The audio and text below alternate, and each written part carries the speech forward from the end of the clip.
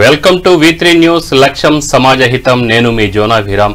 ముందుగా ముఖ్యాంశాలు. పోలవరం ప్రాజెక్టుకు కేంద్రం నిధులు మంజూరు. పనులను పరిశీలించనున్న కేంద్ర మంత్రి గజేంద్ర షెకావత్. ఏలూరు ఆసుపత్రి అధికారులతో మంత్రి సమీక్ష. వింత వ్యాధిపై వైద్యులతో చర్చించిన ఆళ్ల నాని.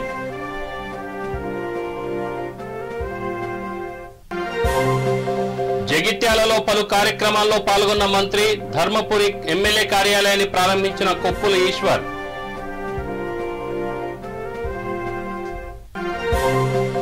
నోముల కుటుంబాన్ని పరామర్శించిన మాజీ ఎమ్మెల్యే జానారెడ్డి.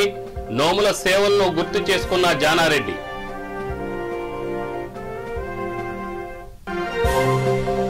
సిద్దిపేటలో అఖిలపక్షం ఆధ్వర్యంలో ధర్నా. ఎమ్మెల్యే ముత్తిరెడ్డి చెరువు కబ్జా చేశారని ఆరోపణ.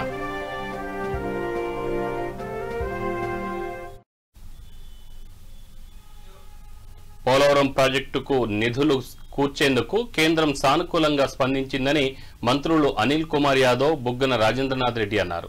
ప్రాజెక్టు నిర్మాణ పనులను పరిశీలించేందుకు కేంద్ర జలశక్తి మంత్రి గజేంద్ర షెకావత్ 15 రోజుల్లో పోలవరం రానున్నట్టు చెప్పారు. కేంద్ర జల సంఘం ప్రాజెక్టు మారిన అంచనాలకు ఆమోదం తెలిపిందని, కేంద్ర ఆర్థిక శాఖ నుంచి కూడా అనుమతులు లభించాయని అన్నారు.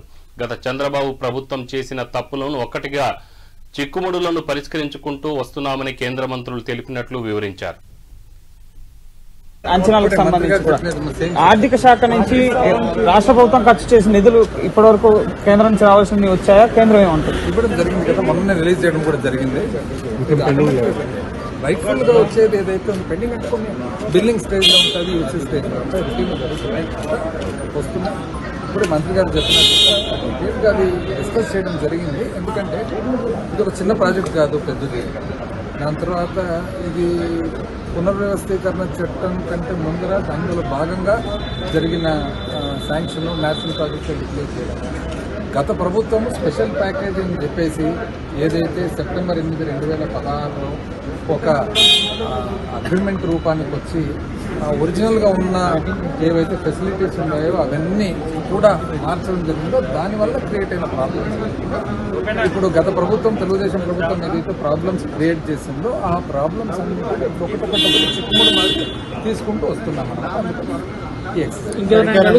అనుకున్న సమయానికల్లా ప్రాజెక్ట్ పూర్తవుతుందా సార్? ఇంత కొర్రీలు ఉంటున్నాయి కదా, వీటికి సంబంధించి అయిపోతాయి కదా. రాష్ట్ర ప్రభుత్వం ప్రాజెక్టు కంప్లీట్ చేసే దాంట్లో కొనుక్కోండి, చిత్తశుద్ధి ముందుకు పోతామండి.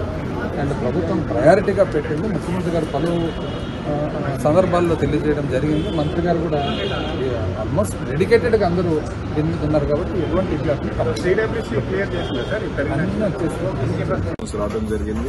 ఏదైతే 3 days నుంచి కూడా రాజేంద్రనాథ్ వివిధ రకాల ఫైనాన్స్ కానీ అన్ని కూడా మా అందరితో కూడా మాట్లాడుతూ ఒక పాజిటివ్ మూడ్ లోపల పాజిటివ్ గానే అందరూ కూడా సహకరించడం సంతోషం. కేంద్ర మంత్రి నుంచి ఎటువంటి రెస్పాన్స్ వచ్చింది? ఎందుకంటే చాలా రోజుల నుంచి పెండింగ్ బాగా పాజిటివ్ గా రెస్పాండ్ అయ్యాడు. ఆయనే వెరీ క్లియర్. ఖచ్చితంగా పాజిటివ్ గానే ఈయన దగ్గర నుంచి మన దగ్గర నుంచి ఇక్కడి నుంచి మూవ్ అవ్వాలి కాబట్టి పాజిటివ్ గానే వెళ్తే ఫైనాన్స్ వాళ్ళు కూడా ఏదైతే ఇక్కడి నుంచి వచ్చిన దాని ప్రకారమే వాళ్ళు కూడా పాజిటివ్ గా తీసుకొని ముందుకు వెళ్తారు. నిర్మలా సీతారామన్ గారిని కలుస్తున్నారు సార్? ఏలూరు ప్రభుత్వ ఆసుపత్రిలో వింత వ్యాధికి గురై చికిత్స పొందుతున్న పేషెంట్లను ఉప ముఖ్యమంత్రి ఆళ్ల నాని పరామర్శించారు. ఆసుపత్రిలోని వివిధ వార్డుల్లో చికిత్స పొందుతున్న ప్రతి ఒక్క పేషెంట్ దగ్గరకు వెళ్లి వారి ఆరోగ్య పరిస్థితిని, అందుతున్న వైద్యం గురించి అడిగి తెలుసుకున్నారు. ఏ ఒక్కరూ భయపడాల్సిన అవసరం లేదని రోగులకు, వారి కుటుంబ సభ్యులకు ధైర్యం చెప్పారు. ఎవరైనా వారి సంతృప్తి కోసం మెరుగైన వైద్యం కోరుకుంటే విజయవాడకు తరలిస్తామని మంత్రి వారికి తెలిపారు. దీనిపై సీఎం జగన్ ప్రత్యేక దృష్టి సారించారన్నారు. ముఖ్యమంత్రి ఆదేశాల మేరకు తగిన చర్యలు తీసుకున్నామని చెప్పారు. అనంతరం మంత్రి ఆసుపత్రిలో అధికారులు, వైద్యాధికారులతో మంత్రి సమీక్షించారు.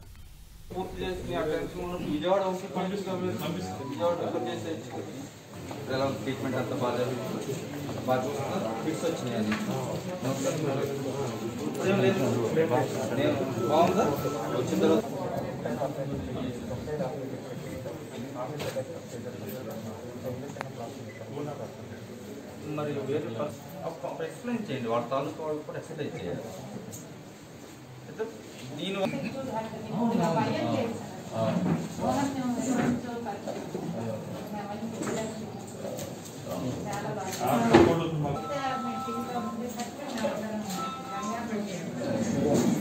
లేదు దేవుడి వల్ల మీ అందరి సపోర్ట్ బాగా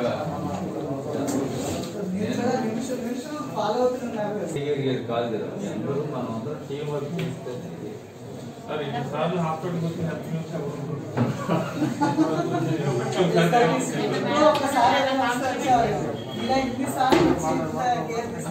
రెస్పాన్సిబిలిటీగా అమ్మా ఇది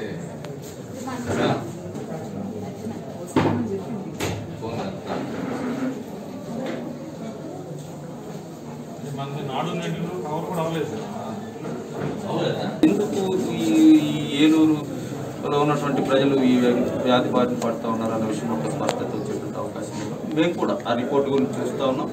ఇప్పటివరకు రిపోర్టు గురించి ఎదురు చూడకుండానే ఈ వైద్యం పరంగా ఇప్పటివరకు ఏదైతే ఏలూరు నగరంలో ఈ వ్యాధి బారిన పడుతున్నారో వారందరికీ కూడా అన్ని విధాలైనటువంటి వైద్యం చికిత్సలు కూడా మేము అందజేసాం. ఆ కారణంగానే ఈరోజు 23కి తగ్గించగలిగాం. ఒక దశలో వందలుగా వచ్చినటువంటి కేసులు ఇప్పుడు 23 మాత్రం ఈరోజు హాస్పిటల్లో ఉన్నట్టుగా మాకు వైద్యాధికారులు అందరూ కూడా చెప్తా ఉన్నారు. వారి పరిస్థితి కూడా ఎలా ఉందో చూడటానికి ఈరోజు హాస్పిటల్కి వచ్చి ప్రజలు ముఖ్యమంత్రి గారు ఇచ్చేటువంటి సమీక్షలు వీడియో కాన్ఫరెన్స్లో దీనికి సంబంధించి రీసెర్చ్ సైంటిస్టులు ఎందుకు ఇది పరిస్థితి ఎక్కున్నటువంటి వచ్చిందనే విషయం స్పష్టత వస్తుంది. దానికి అనుగుణంగా చర్యలు కూడా తర్వాత ఏ విధంగా తీసుకుంటామని రాష్ట్ర సంక్షేమ శాఖ మంత్రి కొప్పుల ఈశ్వర్ పెద్దపల్లి ఎంపీ బోర్లకుంట వెంకటేష్తో కలిసి ప్రారంభించారు. ముందుగా కార్యాలయ భవనంలో వేద మంత్రాల నడుమ నిర్వహించిన గణపతి హోమం, నరసింహ సుదర్శన హోమ కార్యక్రమంలో మంత్రి కొప్పుల ఈశ్వర్ సతీమణి స్నేహలతతో కలిసి కలశ పూర్ణాహుతి పూజలు నిర్వహించారు. అనంతరం కార్యాలయాన్ని ప్రారంభించి కళ్యాణ లక్ష్మి షాదీ ముబారక్ చెక్కులను లబ్ధిదారులకు అందజేశారు. ఈ సందర్భంగా మంత్రి కొప్పుల మాట్లాడుతూ ప్రజలకు మరింత చేరువయ్యేందుకు నియోజకవర్గ కేంద్రంలో కార్యాలయాన్ని ప్రారంభించినట్లు తెలిపారు.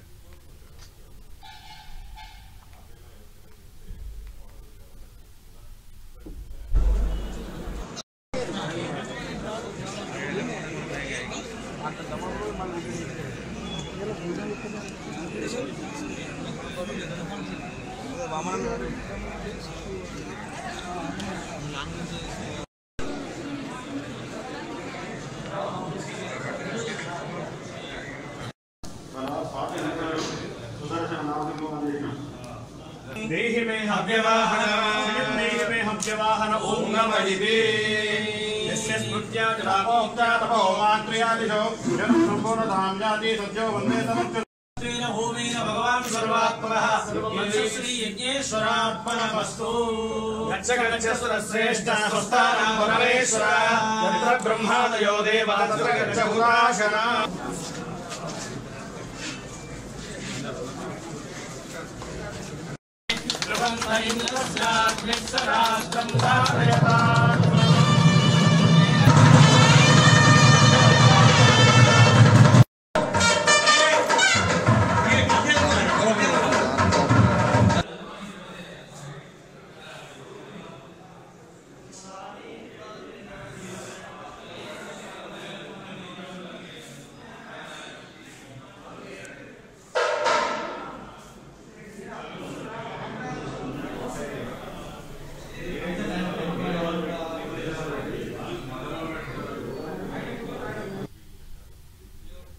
నల్గొండ జిల్లా నాగార్జున సాగర్ ఎమ్మెల్యే నోముల నరసింహయ్య కుటుంబ సభ్యులకు ప్రగాఢ సానుభూతిని తెలియజేశారు మాజీ సీఎల్పీ నేత నాగార్జున సాగర్ మాజీ ఎమ్మెల్యే కుందూరు జానారెడ్డి.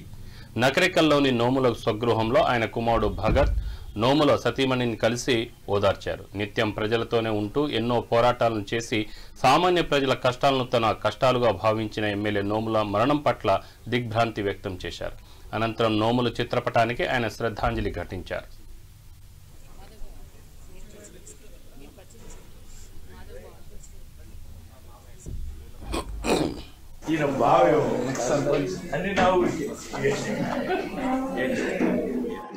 అన్ని మల్లయ్య భాస్కర్ నాయక్ ఇప్పుడు ఆయన జనరల్లో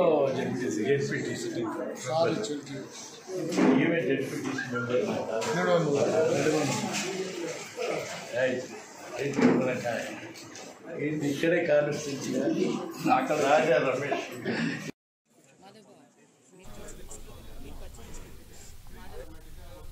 సిద్దిపేట జిల్లాలో అఖిలపక్షం పిలుపు మేరకు చేర్యాల పట్టణ బంద్ను పాటించి ప్రజలు ఆందోళనకు దిగారు.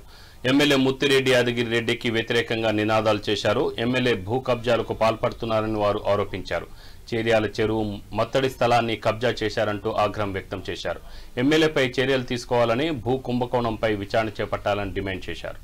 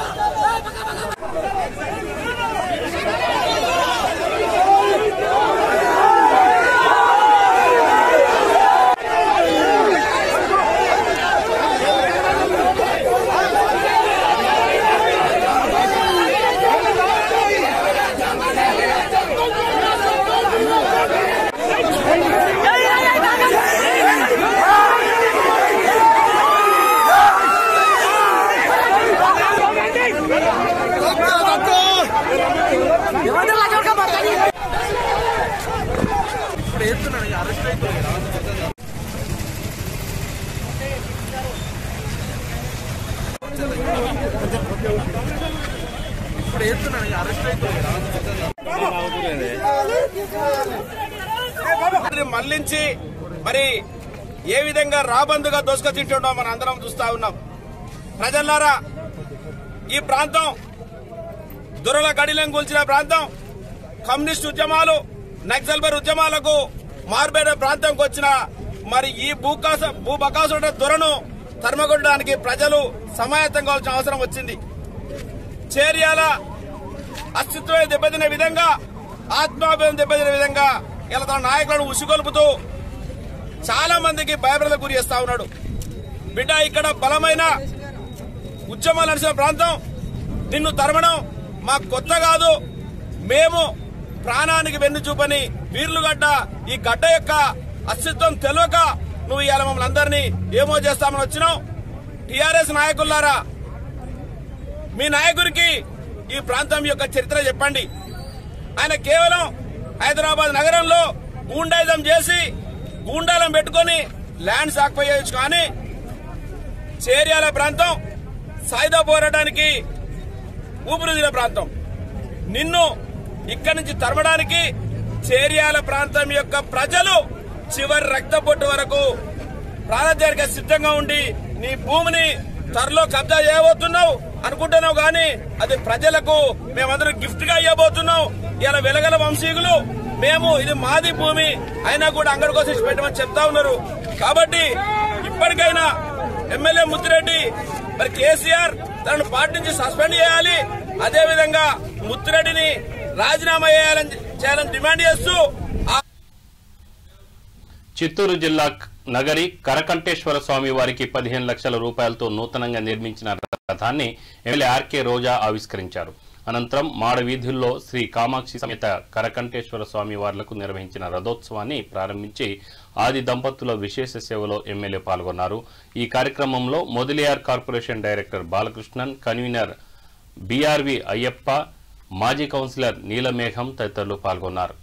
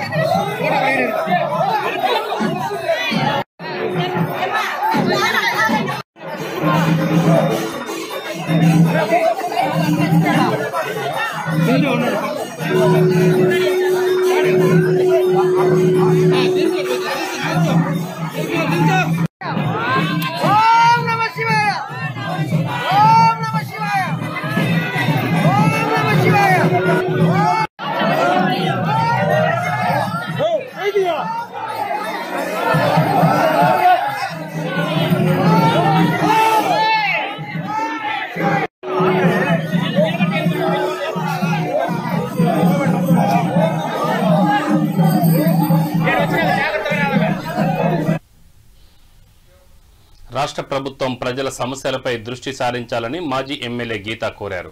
విద్యుత్, త్రాగునీటి సరఫరాలో ఇబ్బందులు లేకుండా ఉండేలా ప్రభుత్వం తక్షణమే తగిన చర్యలు తీసుకోవాలని విజ్ఞప్తి చేశారు. చాలా ఏళ్లుగా త్రాగునీటి సమస్య అధికంగా ఉంటుందని, తాను ఎమ్మెల్యేగా ఉన్న సమయంలో అత్యధిక శాతం త్రాగునీటిపై దృష్టి సారించారని చెప్పారు. ప్రజలకు ఇబ్బందులు లేకుండా ఉండేలా చర్యలు తీసుకోవాల్సిన బాధ్యత ప్రభుత్వంపై ఉందని చెప్పారు. అదేవిధంగా పన్ను భారం లేకుండా ప్రభుత్వం తగిన చర్యలు తీసుకోవాలని కోరారు. పౌర సదుపాయాలు కల్పించడంలోని ఏదైతే ప్రభుత్వం చూపిస్తున్న అలసత్వం ఉందో దాని తాలూకు ప్రభావం మరి మొన్న ఏలూరులో అది కూడా చూడడం జరిగింది. కాబట్టి తాగునీటికి సంబంధించి కానీ, శానిటేషన్కి సంబంధించి కానీ, అదేవిధంగా లైటింగ్ కూడా ముఖ్యమైనది. మరి వాటికి సంబంధించి తగిన జాగ్రత్తలు, సరైన చర్యలు తీసుకుంటేనే ప్రజలకి సౌకర్యాల దగ్గర ఇబ్బంది రాకుండా ఉంటుంది. కాబట్టి ఏ ప్రభుత్వాలు ఉన్నప్పుడు కూడా పూర్తి స్థాయిలోని పౌర సదుపాయాలు, మౌలిక సదుపాయాలు కల్పించడం అనేది బాధ్యత. అయితే మరి చాలా చోట్ల వాటర్ కంటామినేషన్ అవ్వడానికి, దానివల్ల ఇటువంటి ప్రాబ్లమ్స్ అన్నీ రైజ్ అవుతున్నాయని అనేది ఇప్పుడు వస్తున్న మాట. అయితే అది వాస్తవాన్ని గతం నుంచి ఒప్పుకున్న మాట. మరి మేము తెలుగుదేశం పార్టీ ప్రభుత్వం, నేను ఎమ్మెల్యేగా ఎలక్ట్ అయిన వెంటనే 56 కోట్ల రూపాయలతోని కొత్త పైప్ లైన్లు కానీ, పాత పైప్ లైన్లు ఏవైతే ఉన్నాయో వాటిని మార్చడానికి కూడా కోట్లాది రూపాయలతోని నిధులు వెచ్చించి మొట్టమొదటి శంకుస్థాపన కార్యక్రమాన్ని అదే చేయడం జరిగింది. చాలా మటుకు అవన్నీ కూడా మార్చడం కూడా జరిగింది. మేము కోరేది ఏంటంటే, ఇంకా మిగిలిన ఎక్కడైనా సరే 1-2 ఏరియాలు ఉండిపోయినా ఏ ఒక్కరు కూడా ఇబ్బంది పడకుండా ఉండే విధంగా మరి ఇప్పుడున్న ప్రభుత్వం కానీ, అందులో ఉన్న ప్రజాప్రతినిధులు కానీ మరి అధికారులకి ఆదేశాలు ఇచ్చి ప్రజలు ఇబ్బంది పడకుండా ఉండేలాగా చేయమని అనేది మరి మా అందరం కూడా ప్రజల తరఫు నుంచి మరొకసారి విజ్ఞప్తి చేస్తూ, ప్రజలకి కూడా మన దగ్గర శానిటేషన్ విషయంలో కానీ, అంటే మన చుట్టుపక్కల ఉండేటటువంటి పరిసరాలని శుభ్రంగా ఉంచగలడానికి మన వంతు సహకారం కానీ, శుభ్రంగా లేని పరిస్థితుల్లోని మనం అప్రమత్తంగా ఉండి అది అధికారుల దృష్టికి తీసుకెళ్లే విధంగా చేయడంలో కానీ, వచ్చే అద్దెలతోని కాలం గడుపుకుంటూ ఉండేవాళ్ళు కానీ, సీనియర్ సిటిజన్స్ కానీ చాలామంది ఉంటారు. అటువంటి పరిస్థితుల్లోని ఇప్పుడు ఈరోజు పెంచుతున్న పన్నులు ఏవైతే ప్రభుత్వం పెంచాలని భావిస్తున్నది ఉందో దాంట్లోని వాళ్ళకి వచ్చిన అద్దెల కంటే కూడా కట్టవలసిన పన్నులే ఎక్కువగా ఉంటాయి. కాబట్టి అది అదనపు భారంగా పరిణమించే అవకాశం ఉండడం వల్ల మరి అటువంటి చర్యలు తీసుకునే ముందు, అటువంటి నిర్ణయాలు చేసే ముందు అది మరొకసారి పునరాలోచించుకొని ప్రజల మీద అటువంటి భారాన్ని పడకుండా ఉండేలాగా చేయాలని ఈరోజు తెలుగుదేశం పార్టీ అందరూ కూడా సమాయత్తమై ప్రతి చోట కూడా అన్ని కార్యక్రమాలు అన్నీ కూడా చేస్తున్నారు. కాబట్టి మా తాలూకు డిమాండ్ ఏంటంటే, ప్రభుత్వం ఖచ్చితంగా ఇది పునరాలోచించుకోవాలి. ప్రజలకి ఇబ్బంది లేకుండా చక్కగా పీస్ఫుల్గా హాయిగా పన్నులు కడుతున్నాము అని అంటే కడుతున్నామని దర్జాగా పన్నులు కట్టగలిగేలాగా ఉండాలి. కానీ అది బర్డెన్లా కట్టగలిగేలాగా కాదని అనేది మాత్రం మరి మేము డిమాండ్ చేస్తూ, ఈ విషయంలో తెలుగుదేశం పార్టీ ఎప్పుడు ప్రజల పక్షాన ఉంటుంది. కాబట్టి మరి ప్రజలందరినీ కూడా అవన్నీ కూడా గమనించి సహకరించమని ప్రజలందరినీ కూడా విజ్ఞప్తి చేస్తూ అందరికీ తమ సమస్యలను పరిష్కరించాలని డిమాండ్ చేస్తూ విశాఖలో సీతమ్మ ధార ఆంధ్రప్రదేశ్ గ్రామీణ వికాస్ బ్యాంక్ ఎదుట ఉద్యోగులు ఆందోళన వ్యక్తం చేశారు. మిగతా ప్రభుత్వ రంగ బ్యాంక్స్ వేతనాలు అధికంగా చెల్లిస్తున్నాయని అన్నారు. తమకు మాత్రం సమాన పనికి సమాన వేతనం ఇవ్వలేదని, రుణాల విషయంలో కూడా అన్యాయం జరుగుతుందని ఉద్యోగులు మండిపడ్డారు. తక్షణమే తమ సమస్యలను పరిష్కరించాలని వారు డిమాండ్ చేశారు. ఆఫీస్ అసోసియేషన్కి రీజనల్ సెక్రటరీని. ఈరోజు ఈ ధర్నా కార్యక్రమానికి ప్రధాన ఉద్దేశం ఏంటంటే, గ్రామీణ బ్యాంకుల ఏర్పాటు దగ్గర నుంచి యాజమాన్యాలు అజమాయిషీ చలాయిస్తున్నారు. ఎన్నిసార్లు చెప్పినా సరే వాళ్ళ మొండి వైఖరిని అవలంబిస్తున్నారు తప్ప సిబ్బంది పట్ల కానీ, సిబ్బందికి కావాల్సిన బెనిఫిట్లు కానీ, ప్రమోషన్ విషయంలో ఏమాత్రం కూడా వాళ్ళు చెల్లించట్లేదు. ఇది తరతరాలుగా ఆర్ఆర్బీ వ్యవస్థలో పోరాటాలతోనే సాధించుకుంటూ వచ్చాం. ఆర్ఆర్బీలో ఏర్పాటు చేసిన స్టార్టింగ్లో శాలరీస్ కూడా పై స్కేల్ ఇంప్లిమెంట్ చేయడానికి కూడా వాళ్ళు చాలా ఇబ్బందులు పెట్టారు. తర్వాత జస్టిస్ ఓబిల్ రెడ్డి గారి నేతృత్వంలో ఎన్ఐటి అవార్డు తెచ్చుకుని ఏవైతే మన జాతీయ బ్యాంకులు ఉన్నాయో జాతీయ బ్యాంకులతో సమానంగా వేతనాలు పొందేందుకు అర్హతను సంపాదించాము. ఆ రోజు నుంచి కూడా ఈ రోజు వరకు గ్రామీణ బ్యాంకుల్లో పోరాటం ఏ రోజు ఆగలేదు. నిరంతరం పోరాటం కొనసాగిస్తూనే ఉన్నాం. ఇప్పుడు ఈరోజు పోరాటం చేయడానికి ముఖ్య ఉద్దేశం ఏంటంటే, ఇంతకుముందు ఏవైతే ఈచ్ ఇండివిజువల్ బ్యాంకులు ఉన్నాయో దాని స్పాన్సర్ బ్యాంక్ మేనేజ్మెంట్ విధి విధానాలను రూపొందించేది. ఇప్పుడు అన్ని స్పాన్సర్ బ్యాంకుల కంటే పెద్ద బ్యాంక్ అని ఫీల్ అయ్యే స్టేట్ బ్యాంక్ ఆఫ్ ఇండియా కొత్త రూల్ తెచ్చింది. దాని ఆధ్వర్యంలో ఉన్న 14 రీజనల్ రూరల్ బ్యాంకులు కలిపి ఒకటే రకంగా ట్రీట్ చేస్తుంది. అంటే భౌగోళిక పరిస్థితులు కానీ, అక్కడున్న స్టాఫ్ ఇబ్బందులు కానీ దృష్టిలోకి పరిగణించకుండా మొత్తం అందరికీ ఒకే రకమైన విధి విధానాలు అవలంబిస్తూ మొండి వైఖరిని ఇస్తుంది. దాన్ని నిరసిస్తూ 14 ఆర్ఆర్బీలో ఉన్న యూనియన్స్ అన్ని కలిపి ఎస్బీఐ కోఆర్డినేషన్ కమిటీని ఏర్పరిచి వాళ్ళ భాగంలో ఒకే గొడుగు కింద యాజిటేషన్ ప్రోగ్రాంలు చేయడం జరుగుతుంది. దానిలో భాగంగా లాస్ట్ ఇయర్ కూడా మేము చేశాము. అలాగే మనం మార్చి ఊరిలో కూడా ఉద్యమాన్ని తీవ్రత చేద్దాం అనుకున్నాం. కాకపోతే కోవిడ్ మహమ్మారి వల్ల కొద్ది రోజులు రిలాక్సేషన్ ఇచ్చి, సరే మేనేజ్మెంట్లు కూడా ఇబ్బంది పడుతున్నాయి, జనాలు కూడా కోవిడ్తో ఇబ్బంది పడుతున్నారు, వేచి చూద్దామనే ధోరణిలో యూనియన్లు వేచి చూడడం జరిగింది. అయినా సరే వాళ్ళు మొండి వైఖరిలో ఏ విధమైన మార్పు రాలేదు.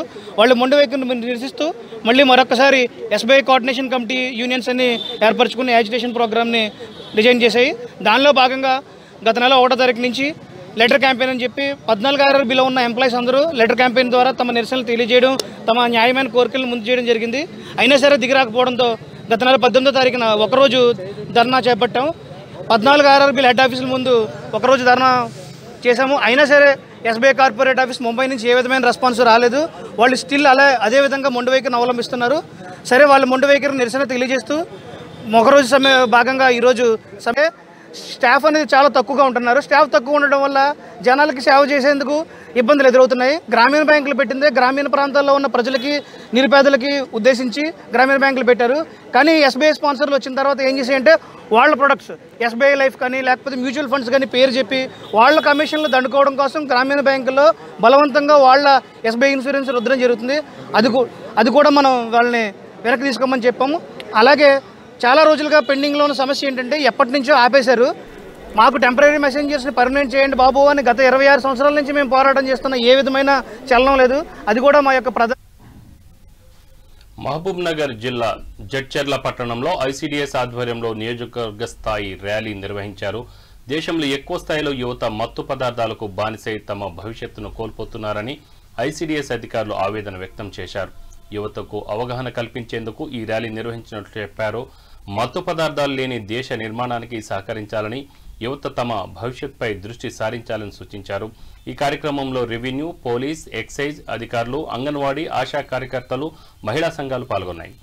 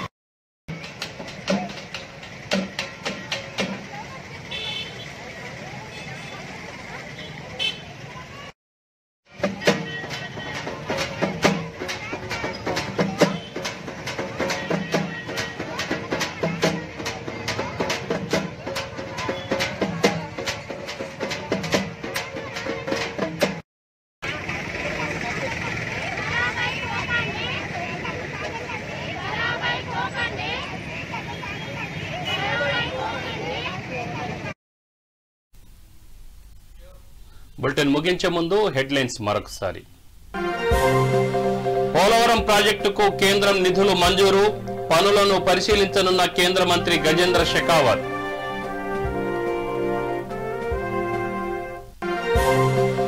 ఏలూరు ఆసుపత్రి అధికారులతో మంత్రి సమీక్ష, వింత వ్యాధిపై వైద్యులతో చర్చించిన ఆళ్ల నాని.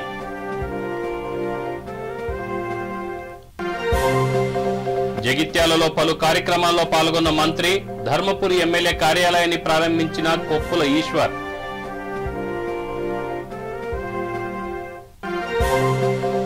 నోముల కుటుంబాన్ని పరామర్శించిన మాజీ మంత్రి జానారెడ్డి, నోముల సేవలను గుర్తు చేసుకున్న జానారెడ్డి.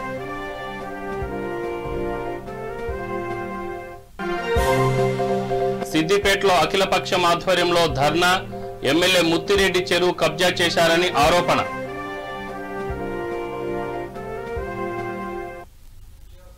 ఇవి బులెటిన్ వివరాలు. Stay tune V3 news. లక్ష్యం సమాజ హితం. నమస్కారం.